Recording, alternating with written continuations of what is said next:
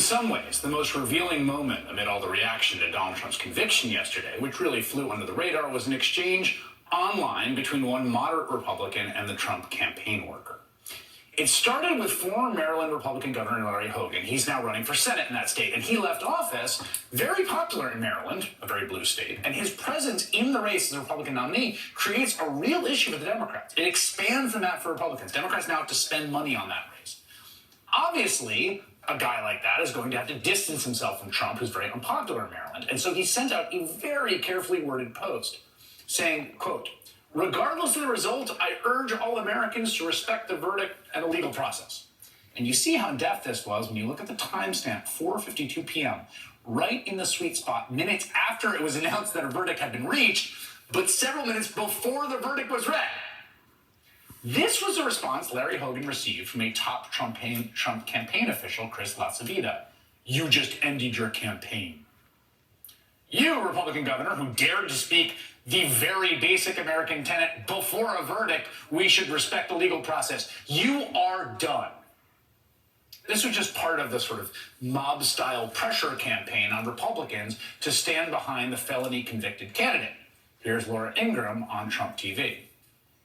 I can't help but notice, and maybe it's changed over the last few minutes, of the people who haven't come out to condemn what happened in Lower Manhattan. Haven't heard from Mitch McConnell again, unless it was in the last 20 minutes. Mitch McConnell stands up with the rule of law and all these great judicial picks, and silence. Well, lo and behold, almost an hour and a half later, Mitch McConnell dutifully put out his statement. These charges never should have been brought in the first place. I expect the conviction to be overturned on appeal. This enforcement operation is happening because the Trump people and the Fox people and most of the people in the upper echelons of the party understand the only way to really bring Trump down, to end his political career, is if Republicans turn against him. As long as they stay unified, no matter what he does, no matter how abhorrent or how dangerous or how criminal or how vile, no matter how much of a threat he is to the nation, if they all band together, then in a polarized landscape, they can basically keep him afloat and make it essentially a coin toss. That is why they dressed up like him during the trial and rushed to debase themselves in cringe-inducing fashion on any live TV camera they can find. So this is like the Soviet-style thing. Show me the person and I'll show you the crimes. This was a political smear job. This was an attack job. This is what you see in banana republics. This is the quintessential show trial. This is what you see in communist countries. This is the most outrageous travesty I've ever seen. And the problem here is Democrats have crossed this line. This is a justice system that hunts Republicans while protecting Democrats. This was certainly a hoax, a sham. Brian, yesterday was a sad day for America. You had a partisan witch hunt in New York. This is a total travesty. I mean, we should not mince any words here. This is an extremely dangerous day for our country. Do we want to become a country where we try to jail our political opponents? The justices on the court, I know many of them personally, I think they're deeply concerned about that as we are. So I think they'll set this straight.